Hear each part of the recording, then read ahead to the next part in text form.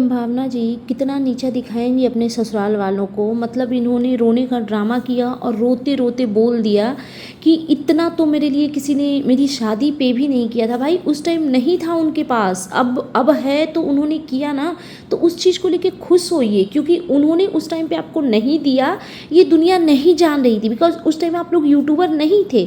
But अभी जो जिस तरीके से आपने इंसल्ट किया ना वो दुनिया के सामने आया, तो मुझे लगता है ये बहुत बहुत गंदा लगा।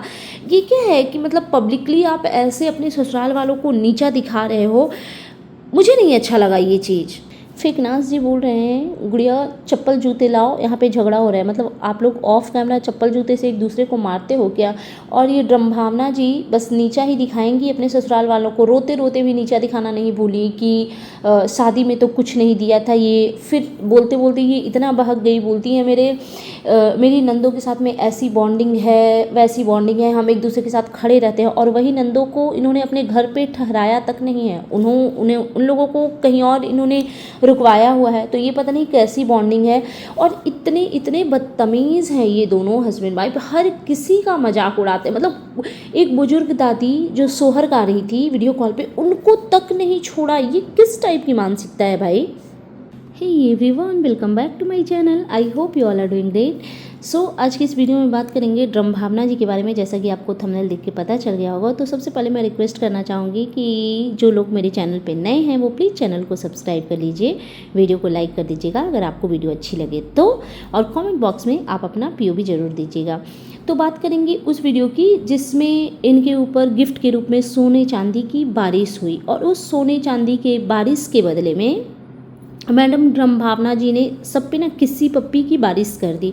चलो ठीक है, वो आपका फेक प्यार दिख रहा था क्योंकि इन्होंने बहुत लंबा लंबा फेंका, क्योंकि महंगे महंगे गिफ्ट मिले ना, और फ्री फोकट के गिफ्ट मैडम को बहुत पसंद आते हैं। हाँ, वो बात अलग है कि ये अपने तरफ से एफर्ट नहीं लगाती ज़्यादा किसी के लिए, लेकिन इनको जो मिलता है ना उसमें ये बहुत भाव विभोर भी हुई। इन्होंने रोने का ड्रामा भी किया, हालांकि वो बात अलग है कि रोते रोते भी इन्होंने अपने ससुराल वालों को नीचा दिखाना भूला नहीं। तो पहले तो बात करेंगे कि जब इनको गिफ्ट मिले तो इन्होंने इतना लंबा लंबा फेंका कि मेरा और अपनी सिस्टर इन लॉ के बारे में कि हमारी बॉन्डिंग ऐसी है, हम जब एक दूसरे के साथ खड़े होते हैं तो एकदम खड़े होते हैं। ये आप कब खड़ी हुई मैडम? क्योंकि हमने तो ऐसा बॉन्ड आपका कभी देखा ही नहीं। जैसे आपके घर में आपकी वो जो हाउस हेल्पर है गुड़िया, वो सकपकाई सी रहती है, वैसे ही आपकी नंदे भी सकपकाई सी रहती है, वैसे ही आपके जो सास ससुर हैं वो लोग भी, कोई कंफर्टेबल नहीं रहता आपके साथ आपके घर में, ठीक है। सब डरे सहमे से दिखते हैं। और ये कैसा बॉन्ड है? बॉन्ड का मतलब क्या होता है कि गेस्ट की तरफ बुलाओ और उसको सोने के लिए, नहाने के लिए, वॉशरूम यूज़ करने के लिए पुराने वाले घर में भेज दो। इनके ननद नंदोसी मुझे नहीं लगता कि इनके घर में रह रहे हैं। अच्छा, अब लोग ये बोलेंगे कि हाँ 2-3 बेडरूम है, 4 बेडरूम है, इतने सारे लोग कैसे एडजस्ट होंगे?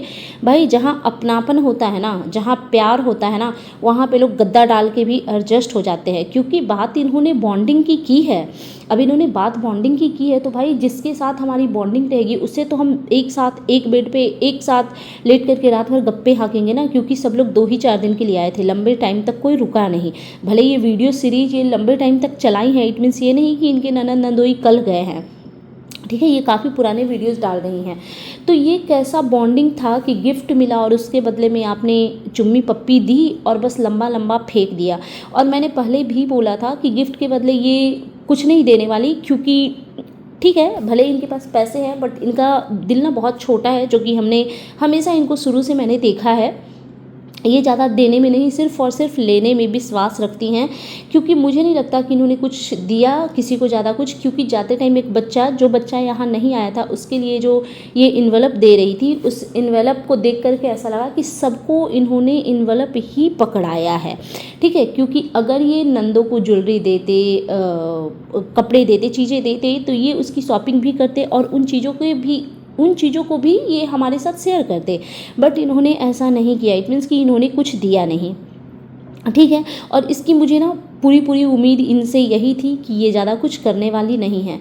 अच्छा, इन्होंने गिफ्ट मिलने के बाद जो रोने का ड्रामा किया वो बिल्कुल ओवर एक्टिंग लग रहा था, क्योंकि ये इतना इमोशनल तो ये मुझे कहीं से नहीं लगती।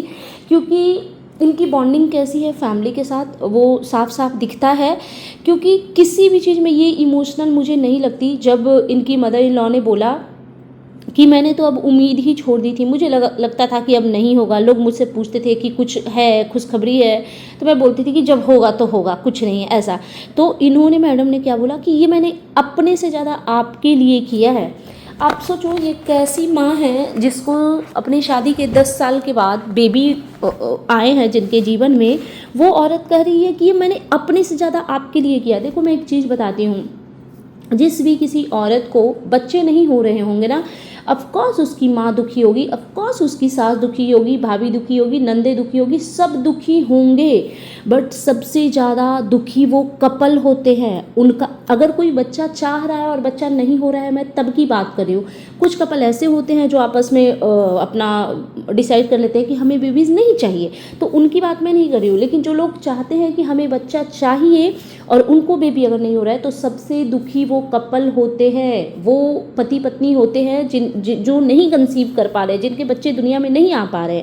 ये नहीं कि माँ और सास, हाँ माँ सास का दुख अपनी जगह है, लेकिन सबसे ज़्यादा दुखी वो इंसान है जिसके बच्चे नहीं हो पा रहे हैं। लेकिन इन्होंने क्या बोला कि ये मैंने अपने से ज़्यादा आपके लिए किया है। मतलब आप बाकी सोच सकते हो इनका कितना क्या ये है। और एक चीज़ आप लोगों को भी लगता है क्या कि इन्होंने अपने ननंद नंदोई को कहीं और शिफ्ट करवाया हुआ है? मुझे लगता है पुराने वाले घर पे रखा हुआ है, और वो पुराना वाला घर इन्होंने रेंट पे शायद इसीलिए नहीं दिया है कि इनके ससुराल वाले आए तो उनको वहाँ पे ये ठहरा सके।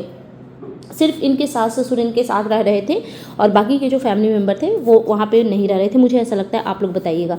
और ये हस्बैंड वाइफ दोनों इतने बदतमीज़ हैं, ड्रमभावना जी और फेकनास जी, ये हर किसी का ये मजाक बनाते हैं। अंकल जी किसी बूढ़ी बुजुर्ग दादी को उन्होंने कॉल लगाया आशीर्वाद देने के लिए, बच्चे को ब्लेसिंग्स देने के लिए, तो उन्होंने बोला कि सोहर गा दीजिए, और वो जो बूढ़ी दादी थी वो सोहर गा रही थी, तो इधर से ना ये मजाक उड़ा रहे थे।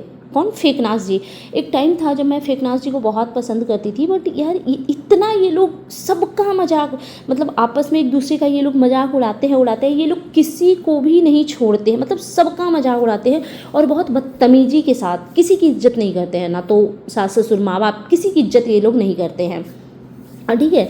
एक और चीज़, जब इनकी जो फेकनास जी की जो बहनें थी और डिस्कशन हो रहा था कि बेटा किस पे जाएगा, बेटी किस। अच्छा गाइज एक बात बताइए, आप लोगों को भी लगता है क्या कि लुक्स को ये लोग ज़्यादा डिस्कस कर रहे हैं कि किसके जैसा दिख रहा है? तो पता नहीं क्यों ना, थोड़ा ना मतलब झोल टाइप लग रहा है। इतना क्यों लुक्स पे, क्यों? हम मान रहे हैं भाई आप ही के बच्चे हैं, इतना क्यों डिस्कस कर रहे हो कि कौन किसके जैसा लगता है? अगर सच पूछो तो इतने 10 दिन के 15 दिन के बच्चे ना किसी के जैसे नहीं लगते, ठीक है। वो बड़ा होता है तब उनका फेस समझ में आता है कि कौन किस पे गया है। तो वो जब डिस्कशन हो रहा था तो फेकनास जी ने बोला कि गुड़िया जूते चप्पल ला के दे दो।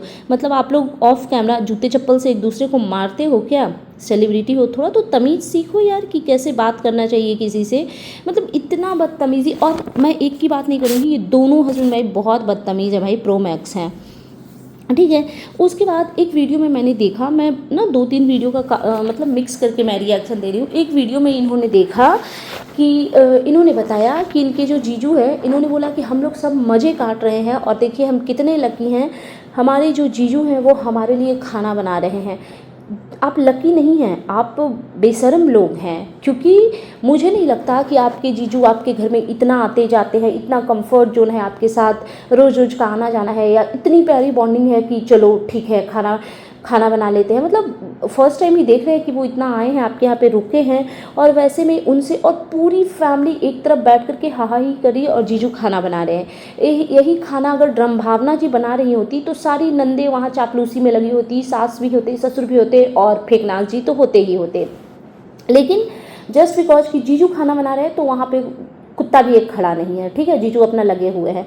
एक और चीज़ मुझे ऐसा लगा, आप लोग बताइएगा कि आप लोगों ने देखा तो क्या ऑब्जर्व किया। इन्होंने झूठ बोला शायद कि इनके जीजू शाही पनीर बना रहे हैं, जबकि किचन से कुकर में सीटी देने की आवाज़ आ रही थी। मैंने तो भाई सुना, मैंने बैक कर करके 2-3 बार 4 बार अगेन एंड अगेन वो मैंने सुना, तो मुझे कुकर से सीटी देने की आवाज़ आ रही थी। तो मुझे ऐसा लगा, और इन्होंने उस शाही पनीर को, या पनीर क्या बोला था, कढ़ाई पनीर जो भी, इन्होंने उस चीज़ को शेयर भी नहीं किया, जबकि रेडीमेड मैकडोनाल्ड से इनके पास जो बर्गर आया उसको इन लोगों ने शेयर किया, बर्गर जो कि बाहर से आया उसको शेयर किया, और वो बड़ा ही चीप लग रहा था। ये सब तो छपरी ब्लॉगर करते हैं ना, कि बाहर से कुछ मंगवाया उसको खाने को दिखा रहे हैं।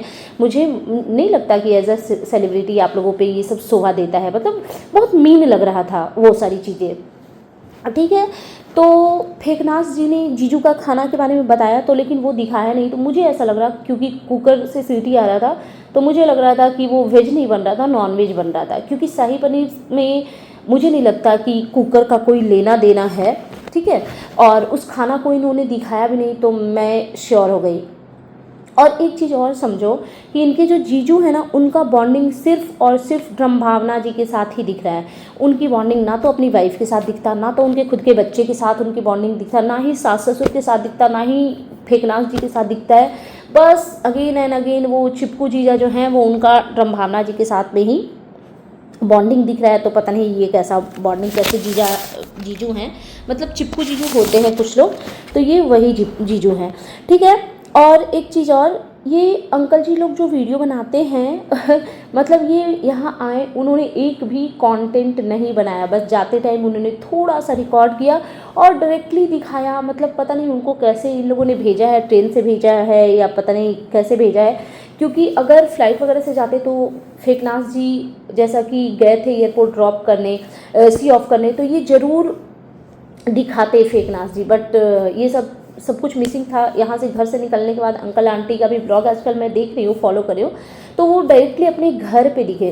तो मुझे लगता है कि ऐसे ही इन्होंने ना चलता कर दिया। और एक देखो ये कितने कनिंग लोग हैं, इन्होंने ना आंटी जी का चैनल का जो है कमेंट सेक्शन ऑफ करवाया हुआ है।